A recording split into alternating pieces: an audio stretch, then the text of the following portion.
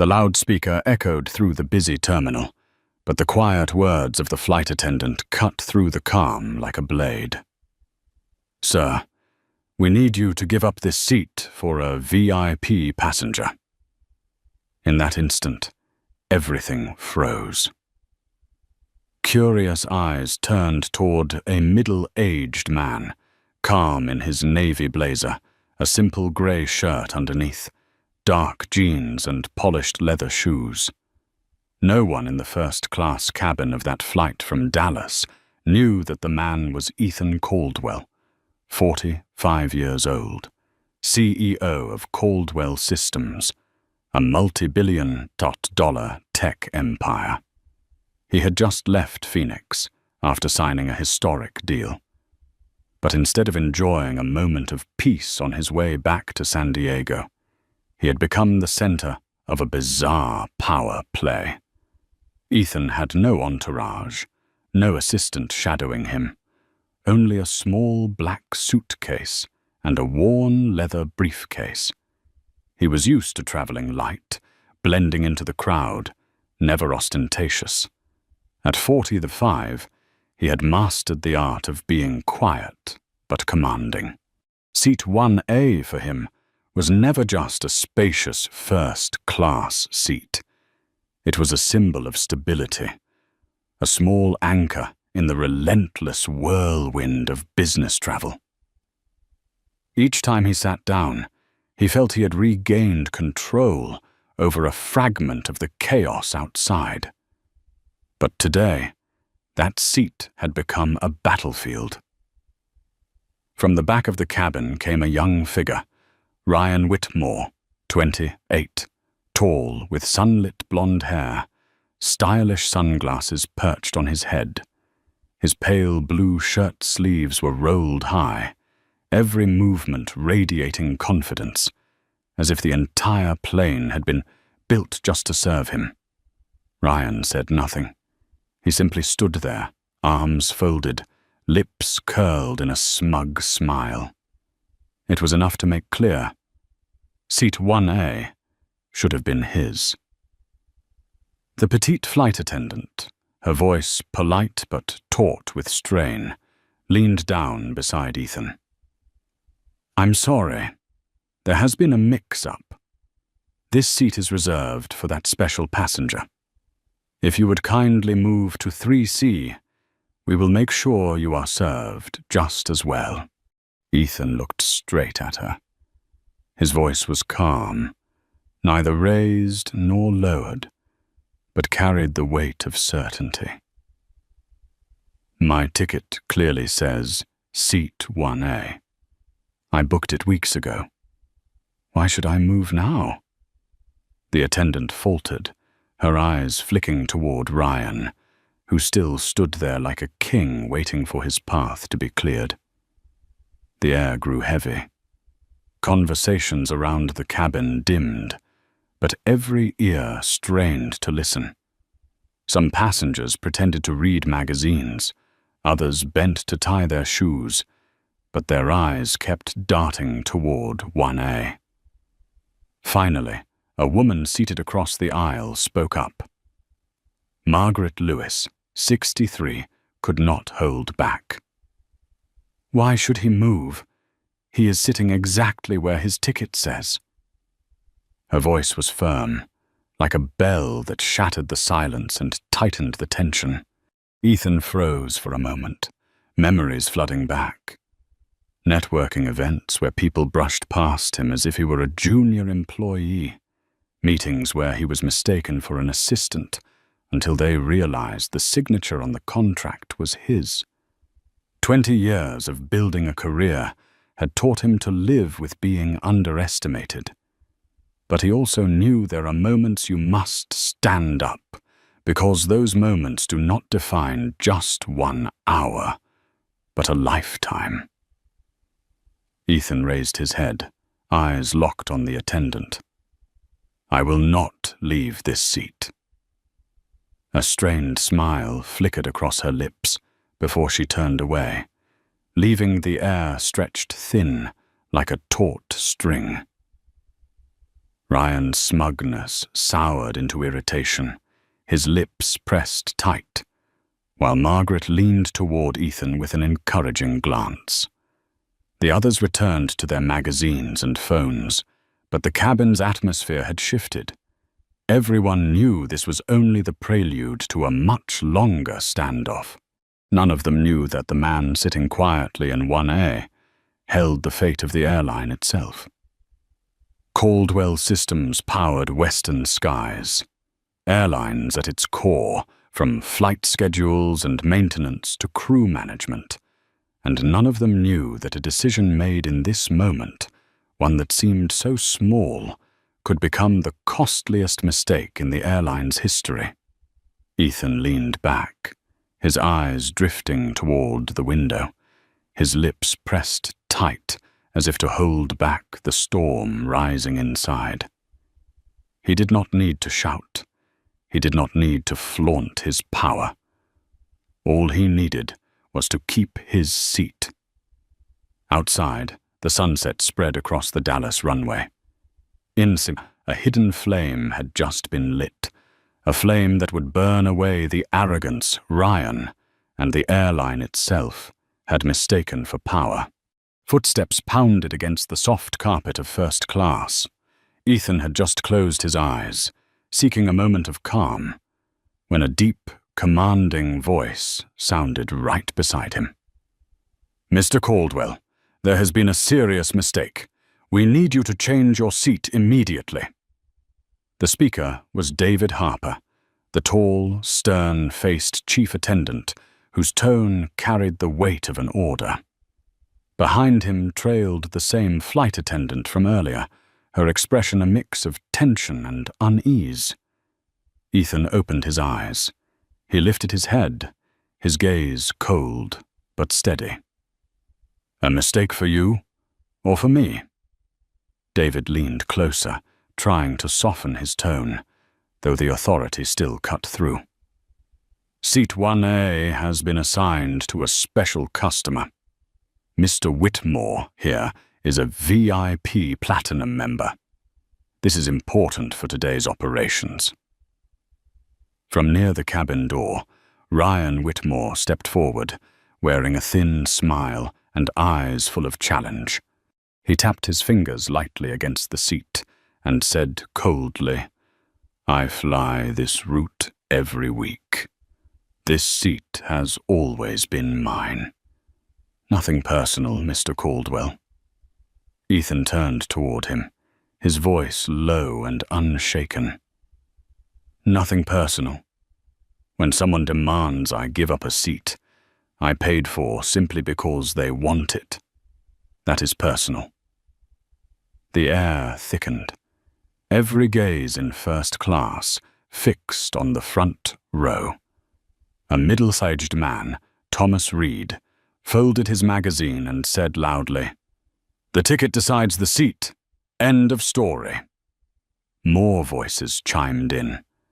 Margaret Lewis, the older woman across the aisle, added sharply, "That young man has not even asked politely. This entire thing is nonsense." David Harper hesitated. He had not expected this wave of support for Ethan. Yet instead of yielding, he leaned closer, lowering his voice, though still loud enough for several passengers to hear. "If you do not cooperate, this flight will be delayed. You will cause inconvenience for everyone." Ethan leaned back, his eyes calm, lips curving into the faintest smile. "Then delay it. I will not give up my seat." His words landed like a gavel striking, making the air heavier still. Some passengers murmured in frustration, worried about delays, but others nodded firmly in agreement. Ryan Whitmore's grip tightened on the strap of his leather bag, his smug smile twisted into irritation. The idea that an ordinary, middle-aged man dared to defy his unspoken privilege was hard for him to accept. David turned and walked away, leaving behind a parting remark that carried more threat than promise. "We will resolve this immediately." Ethan knew what resolve meant. They would return with someone higher up, adding more pressure. He drew a deep breath, his palm gripping the armrest. Memories surged. Times he had been dismissed in meetings, ignored at gatherings. But this was different. This was not just a seat. This was dignity. In the back, Margaret watched him quietly, admiration shining in her eyes. She recognized that he was no ordinary man. There was a regal calmness hidden in every word, every look. Minutes later, David returned. This time accompanied by a man in a suit with a gleaming nameplate. Richard Collins, ground supervisor. He forced a stiff smile, but his voice was loud, clearly meant for the entire cabin to hear. "Mr. Caldwell, to ensure this flight departs on time, we are requesting that you move to another seat. If you refuse, we will be forced to take stronger measures."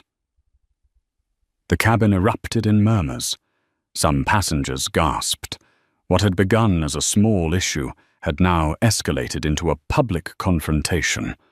Ethan set his documents down on the table and looked directly at Richard.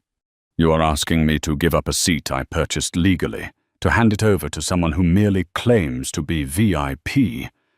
Do you realize this is not procedure? This is a public humiliation."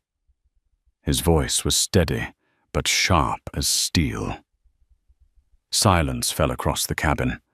All eyes turned toward Richard, then to Ryan, whose arrogance had already begun to crumble.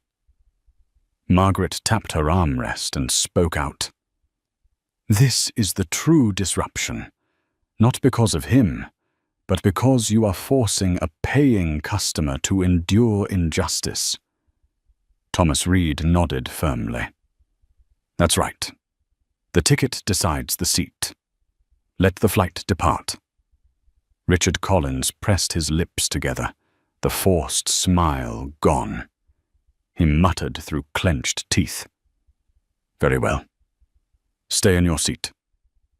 But do not forget. This will be recorded." He turned on his heel and walked away, leaving behind a silence thick with tension. Ethan closed his eyes and leaned his head back against the seat. He did not need to win in this moment. He only needed not to lose. One thought echoed in his mind. They had no idea that seat 1A they tried to take would become the most expensive seat in the airline's history. The intercom suddenly crackled through the cabin, the chief attendant's voice booming, deliberate and clear. "Ladies and gentlemen, we are finalizing seating arrangements. Thank you for your patience." The phrase "seating arrangements" rang like a warning bell. Everyone understood. The matter of seat 1A was far from over. Ethan opened his eyes. He sat motionless, but every muscle was taut like steel cables. His calm was not submission. It was the compressed weight of a storm waiting to break. Minutes later, Richard Collins, the ground supervisor, returned. This time he no longer wore the mask of forced courtesy. Beside him strode David Harper, tall and alluring. His heavy steps meant to block any resistance. Richard stood squarely in the aisle, his voice loud enough for the entire cabin to hear.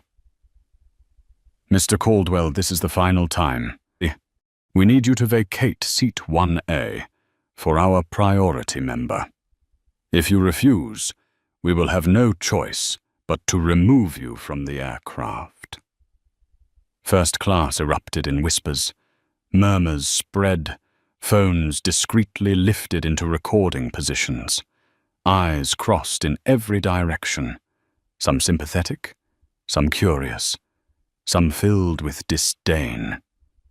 Ryan Whitmore leaned casually against the wall nearby, a half, smile tugging at his lips as if victory was already his. Ethan set his folder on the table, lifted his head, and spoke in a steady voice that carried across the cabin. "Let me make this clear. I purchased a first-class ticket for seat 1A weeks ago.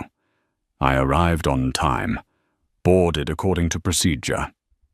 You now want to force me out of my rightful seat simply to please someone else. And you are turning it into a public humiliation. Tell me, who exactly is causing the disruption here?" The cabin fell into silence. No one moved. His words cut like an indictment, exposing the truth. From across the aisle, Margaret Lewis struck her hand against the armrest. "This is blatant injustice. You are abusing authority." Thomas Reed rose halfway from his seat, his voice sharp as ice. "He is right.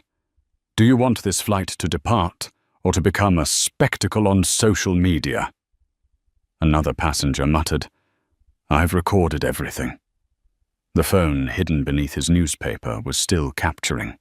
Richard Collins faltered, his eyes darting toward the small lenses and curious stares. What he had not anticipated was that the truth was no longer in his hands, but in the hands of witnesses. Ethan leaned forward, his voice lower now but resonating with power. "You can drag me out. But when you do, remember this.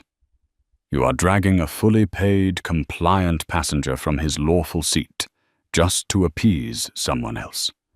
Are you prepared to see that image spread everywhere?" Richard pressed his lips together, the forced smile gone, doubt flickering in his eyes. Seeing the shift, Ryan Whitmore broke in. "Enough. I am VIP, and this airline knows what value I bring. This seat is mine. He should know his place." The words spilled raw, dripping with arrogance. The cabin froze. Ryan had said aloud what everyone already sensed. This was no mistake. It was discrimination. Ethan turned his head, fixing Ryan with a long stare. No anger, no shouting. Only a steady gaze, sharp as a blade. "Perhaps it is you who doesn't know whose place this really is." For a fleeting moment, Ryan flinched. His smug smile wavered, as if some instinct warned him that there was far more hidden beneath the ordinary exterior of this man. At last, Richard Collins drew a deep breath and stepped back. "Very well. Remain where you are. We will find another solution." He turned away, his face darkened, leaving behind a simmering storm in the cabin. Ethan leaned back, eyes on the window. The engines rumbled, preparing for takeoff. But within him, a decision had already formed. This battle did not end here. It had only just begun. The plane touched down in San Diego just as the sunset faded, giving way to the night that draped itself over the coastal city. The pale yellow lights of the runway reflected against the windows, stretching like fragmented memories across Ethan Caldwell's mind. He waited until most passengers had disembarked before rising. Ryan Whitmore avoided his eyes, slipping quickly out of the cabin, like a man who had just lost a game he thought was already won. Margaret Lewis paused before leaving, offering Ethan a small nod, her eyes glowing with admiration. Yet instead of relief, Ethan felt only a cold emptiness in his chest. He had kept his seat, but the public humiliation lingered like a wound that refused to close. A black sedan waited at the terminal. The driver, Michael Torres, smiled warmly as always and asked, "Good flight, sir." Ethan hesitated for a moment. He could not speak the truth. He simply answered, "We've arrived." In the car, street lights flickered across his face, casting fleeting shadows across his somber features. His phone buzzed constantly, emails pouring in with updates on the Phoenix deal that had just been secured. It should have been cause for celebration, yet tonight nothing felt like victory. Later, in his kitchen, a glass of cold water sat heavy in his hand, like evidence. Each time he closed his eyes, Ryan's smug grin and Richard Collins's threats echoed again. Ethan's mind drifted back to his early years, meetings where he was mistaken for a logistics clerk, conferences where people turned their backs because he did not fit the image of a millionaire CEO. He had ignored it all, pouring everything into building Caldwell Systems. But this time was different. They had not only dismissed him, they had deliberately made him the subject of humiliation in front of an entire first-class cabin. This was no longer about a seat. It was about a system that judged human worth and deemed him unworthy. He set the glass down, the sound of it striking the table sharp and hollow.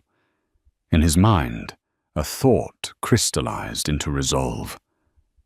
Someone would have to pay.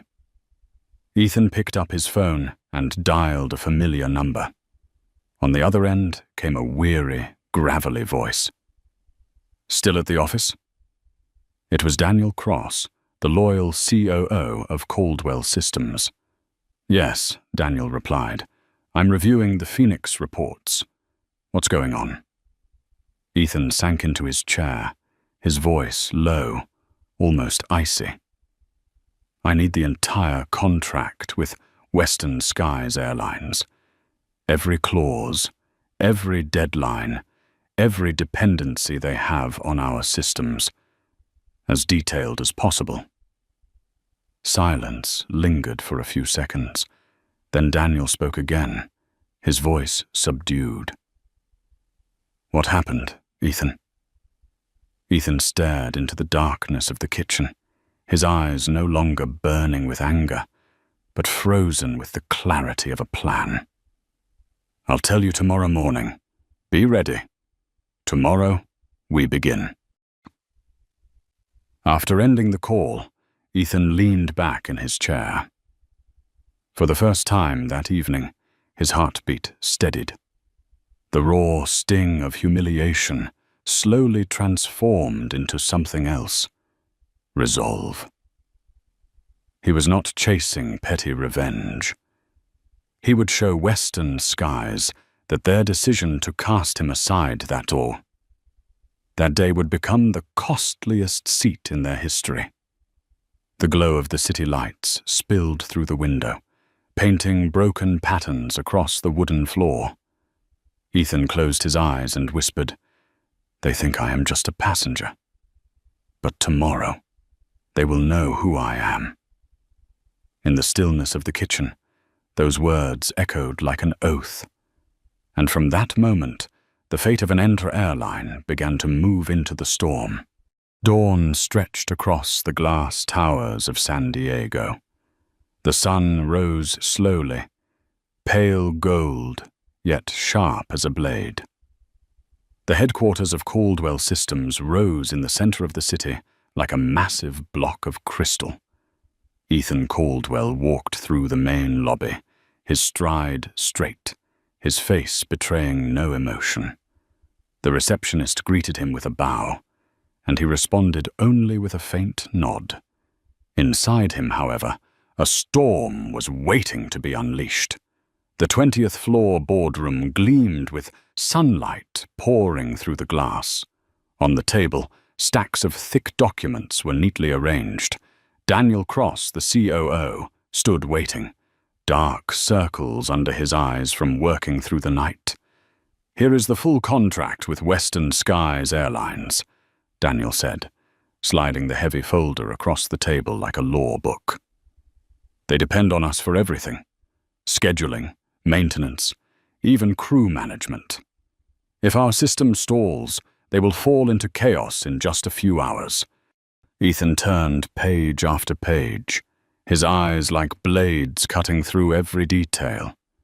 He asked quietly, "If we pull back priority, how many other carriers are ready to sign for the same services?" Daniel gave a weary smile, tinged with calculation. "At least 3. 2 of them are Western Sky's direct competitors. They have been waiting for this chance for a long time." Ethan leaned back in his chair, his voice low but sharp. "Starting today, Western Skies goes to the bottom of the list. No more extra services, no more expedited support. We deliver exactly what the contract requires, nothing more. Our resources will shift to those 3 carriers." Daniel raised an eyebrow. "Do you want to give them advance notice?" Ethan shook his head, a cold smile flickering across his lips. "No. Let them discover it themselves, and when they do, they will understand. That seat 1A they tried to take from me has become the most expensive seat in their history." Silence filled the room. The hum of the air conditioner, the sound of pages turning, all carried the weight of thunder. Daniel nodded slowly, his eyes reflecting both admiration and unease. "You are not just retaliating. You are teaching them a lesson." Ethan tightened his grip on the folder, his gaze fixed on the city blazing with morning light. "No, Daniel. I am not doing this over a seat. I am doing it for respect. When they believed they could dismiss me, it meant they believed they could dismiss anyone. And that culture must come with a cost." That very day, the operations team quietly made adjustments. Emergency requests from Western Skies were pushed to the end of the queue. Software updates, once prioritized, now had to wait for the standard schedule. Meanwhile, the client relations department began approaching 2 rival airlines, opening doors for a transfer of services. No one outside the executive circle knew the real reason. But inside Caldwell Systems, the air was tight as a drawn string. By late afternoon, Ethan stood alone in his office, watching the last rays of sunlight stretch across the San Diego Bay. He remembered Ryan's mocking stare, Richard Collins's public threat, and the silent applause of Margaret Lewis. Together, they formed one reminder. Respect is not something to be negotiated. He whispered softly, his deep voice resonating in the empty room. They will learn the hard way. 3 days later, the phones at Caldwell Systems rang non-stop. On the display screens, the Western Skies Airlines logo flashed like a distress signal. Daniel Cross picked up, his voice calm. "Caldwell Systems, this is Cross." On the other end, the frantic voice of a regional manager came through. "The scheduling system is running unusually slow. Our support requests haven't been processed. At this rate, several flights will be delayed." Daniel glanced at Ethan, who stood silently with arms crossed by the window. He answered briefly, "We are processing requests according to contract procedures. Please wait." Hanging up, Daniel gave a half smile. It has begun. Within a week, the picture became clear. Western Skies was faltering. Dozens of flights were delayed because maintenance data updates arrived late. Crew members complained that the shift management app kept freezing. Customers flooded social media with complaints. Meanwhile, rumors spread quickly. Rivals of Western Skies, 2 airlines that had once been bullied by them, suddenly received invitations to partner with Caldwell Systems. Quiet calls were made, draft contracts exchanged. On the chessboard of commerce, the pieces had begun to move. At Western Skies headquarters, Chief Operating Officer Harold Denton stood before the boardroom, sweat beading on his forehead. His voice cracked as he reported, "Ladies and gentlemen, we are facing severe delays. Caldwell Systems no longer treats us as before. Something has changed." The airline's CEO, Peter Langford, scowled. "What do you mean? Caldwell has always been our strategic partner. Call them, sign an addendum, pay more, do whatever it takes." But Harold only shook his head. "They said they will honor the contract, nothing more."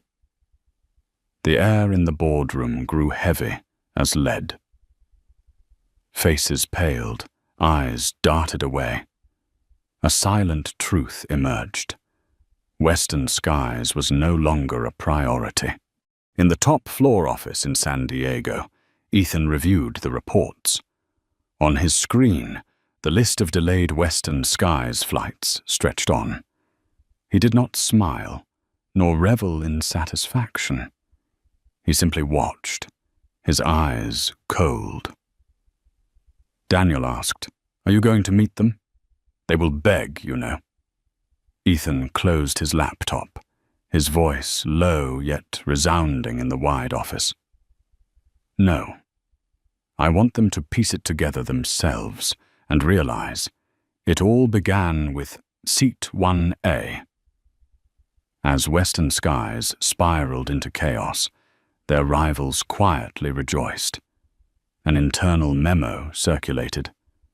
Caldwell Systems is in negotiations with 2 new carriers. Everyone understood what it meant. If the contracts shifted, Western Skies' position would be shaken to its core. And Ryan Whitmore, the man who once stood arrogantly in first class, was now caught in the storm. His father, one of Western Skies' major investors, began to question him. For the first time, Ryan felt the chill of skeptical eyes in the very boardroom where he had once been celebrated. That afternoon, Ethan stood on his office balcony, watching the crimson sunset fall across the bay. He told himself quietly, arrogance always carries a price, and sometimes that price is not just a delayed flight, but an emir brought to its knees. In his eyes, this battle was not revenge, but a lesson carved in fire and steel for those who had dared to dismiss respect. On a Monday morning, the phone rang inside the top-floor boardroom of Caldwell Systems. On the screen, the caller ID glowed. Western Skies headquarters. It was not a call from a hotline or a regional manager, but a direct line from the executive office. Daniel Cross glanced at Ethan, his eyes cautious yet curious. Ethan gave a single nod. "Put it through." A man's voice came on, strained as though trying to mask his tension. "Mr. Caldwell, this is Robert Hale, Chief Operating Officer of Western Skies. We have noticed a clear change in the level of support from Caldwell Systems recently. Perhaps there has been some mistake." Ethan sat upright, his voice low and deliberate. "There is no mistake, Mr. Hale. We are providing exactly what was agreed in the contract. Nothing more." The line went quiet for a moment, before Robert rushed in, his words almost pleading. "We would like to discuss renewing and expanding the contract. We are willing to pay additional fees for priority service again." Ethan allowed a faint smile to touch his lips, a smile unseen, but cold enough to lower the temperature of the room. "You are asking for priority. But priority cannot be bought with money. It is earned through respect, the very thing your company has lost. When the call ended, Daniel let out a heavy breath. You've made them kneel. So what now? Do we accept new terms or push them closer to the edge? Ethan stepped toward the window, looking down at the streams of cars moving like arteries through the city.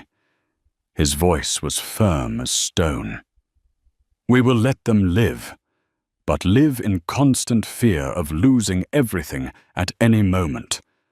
The contract will be fulfilled to the letter, but every priority will be shifted to their rivals. When the aviation industry looks on, Western Skies will stand as a lesson in arrogance and the price it commands.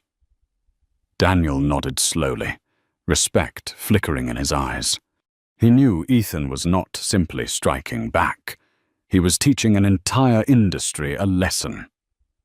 Meanwhile, at Western Skies headquarters, the atmosphere was suffocating, like a courtroom on Judgment Day.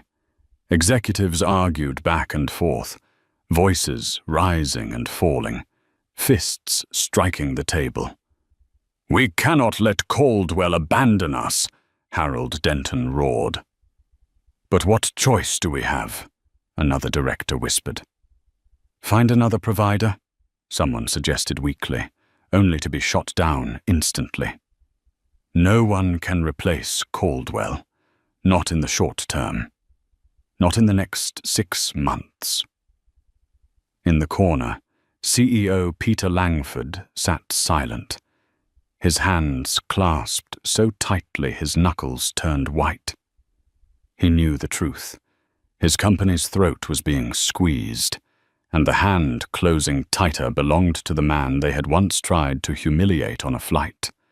Whispers leaked through the board.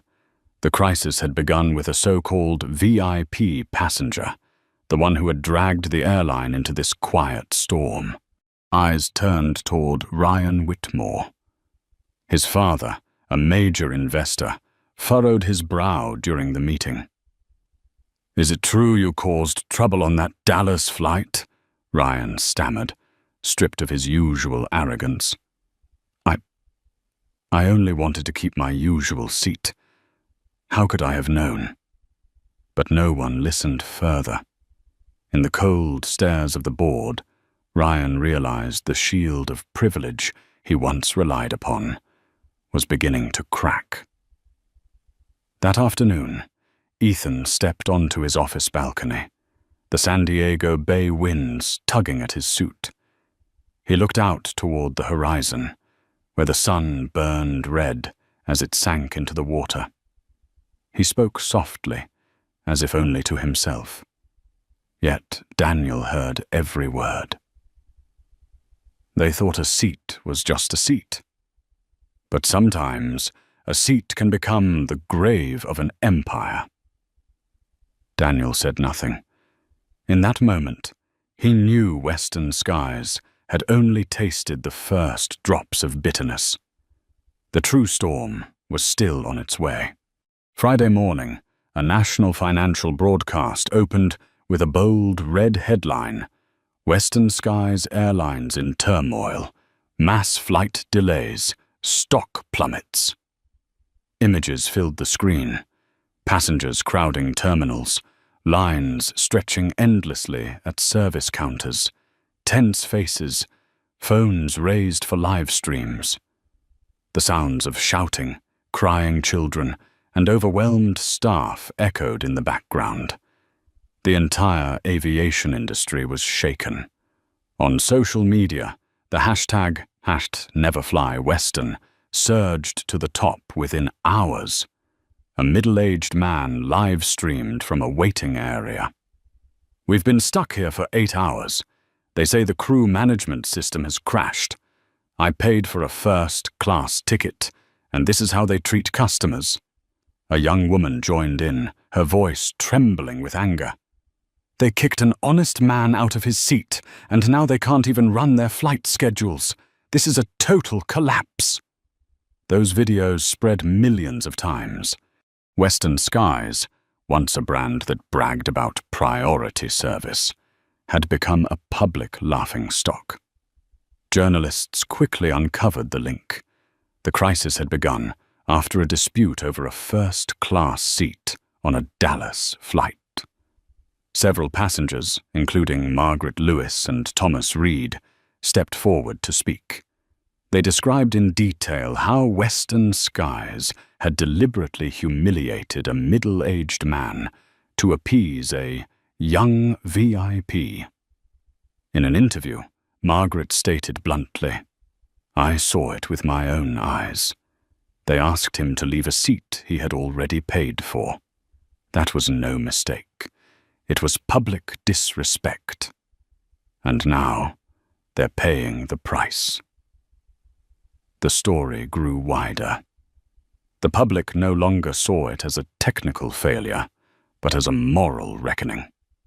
At Western Skies headquarters, CEO Peter Langford slammed the table during an emergency meeting. "We must handle this PR crisis immediately. Everyone is talking about seat 1A. Find that passenger, send an apology, offer compensation 10 times over." But Harold Denton shook his head in despair. "You don't understand. That wasn't just a passenger. That was Ethan Caldwell, chairman of Caldwell Systems." The room fell silent. Some executives slumped into their chairs, their faces pale. They realized the man they had tried to push out of his seat was the one holding their very lifeline. In his San Diego office, Ethan watched the news on a large screen. The reporter's voice rang out. "Western Skies has lost 12% of its stock value in a single morning. Competitors are seizing the opportunity to capture premium customers. The crisis is believed to have been triggered by the withdrawal of technological support from the Caldwell Systems." Daniel Cross stood beside him with a faint smile. "In just 1 week, they've gone from giant to struggler. So what now, Ethan? Do we step in to save them?" Ethan set down his coffee cup, his eyes fixed on the screen. "No, let them struggle. An arrogant empire must collapse to remember that respect is never optional." The following articles did not just target Western Skies. They named Ryan Whitmore directly. Photos of him in first class, arms crossed, smirking with arrogance, flooded the internet. Headlines asked, did an entire airline destroy itself just to please a spoiled VIP? Ryan became the center of public outrage. Friends abandoned him. Shareholders raged, and even his father, a major investor, was forced to publicly distance himself from the scandal. By late afternoon, golden sunlight bathed Caldwell's office. Ethan stood by the glass, watching seagulls wheel over the bay. He remembered that moment in first class, when the entire crew had stood before him and threatened to drag him out. He whispered firmly, "This is not the end. This is only the beginning." His eyes gleamed, not with hatred, but with the vision of a man turning humiliation into the chance to reshape an entire industry. 2 weeks later, in the midst of a crisis that showed no sign of easing, a thick envelope arrived at the headquarters of Caldwell Systems. Embossed with the Western Skies logo, the handwriting on it trembled with desperation. Ethan Caldwell opened it in his office. Inside was a formal letter, signed by CEO Peter Langford.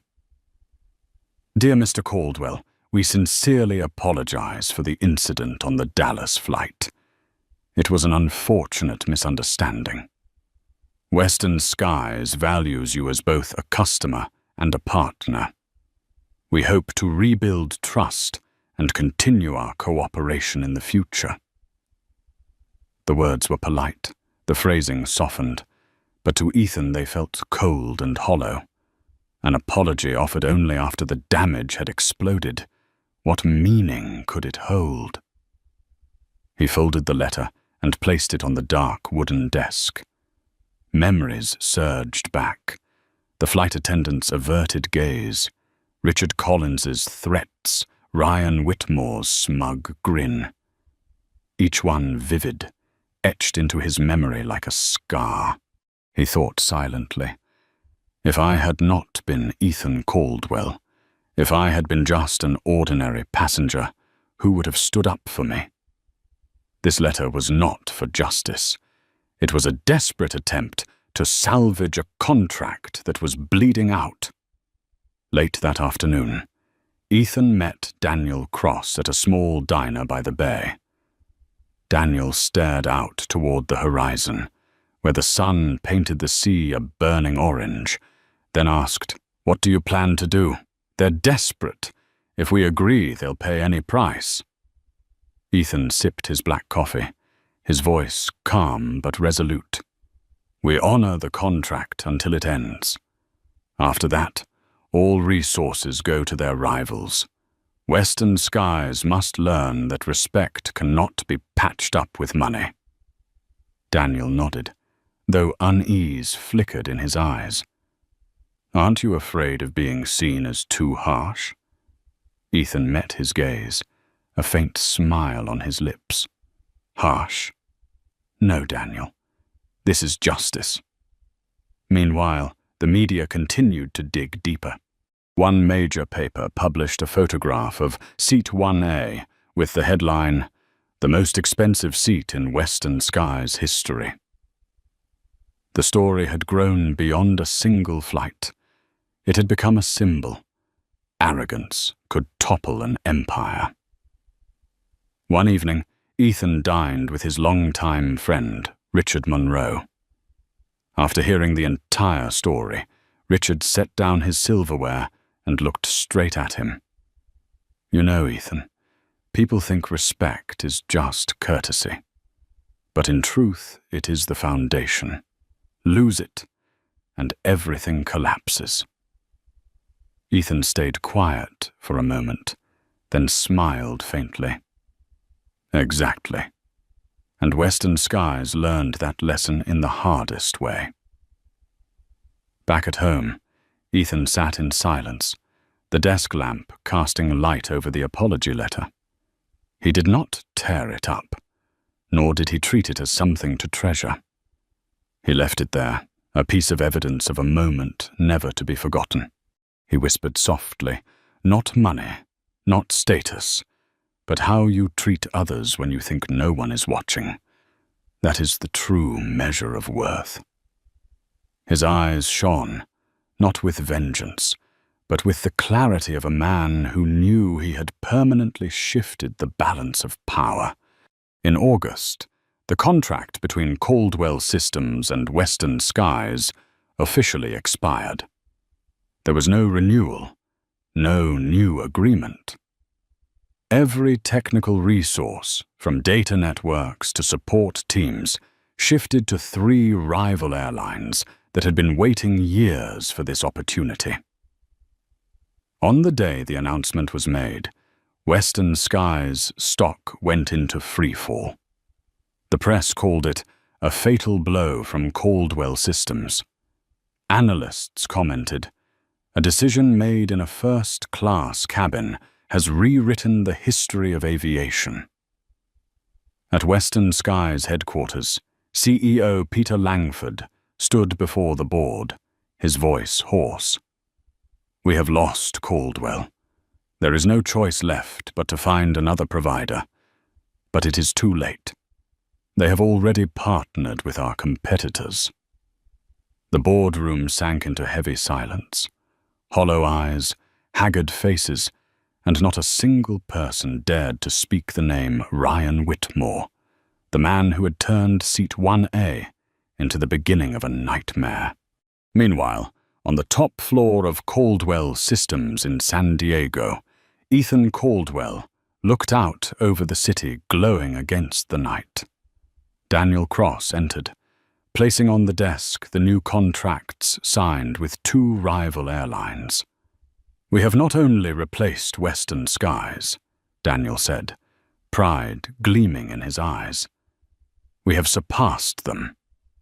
Ethan gave a slight nod, his gaze steady. "We did not surpass them. They brought themselves down.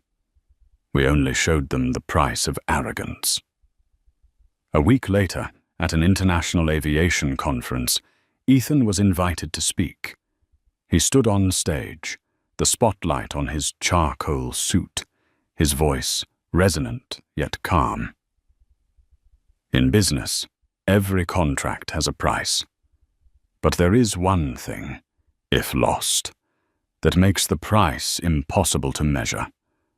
That is respect." He paused, letting the silence fill the hall. Then he continued. "People think a seat is just a place to sit.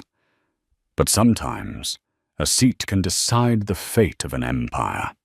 Remember this: respect is not a privilege, it is a foundation. Lose it, and you lose everything." The entire audience rose to their feet in applause. That night, back in his office, Ethan sat alone. He looked at the steaming cup of coffee on his desk and smiled faintly.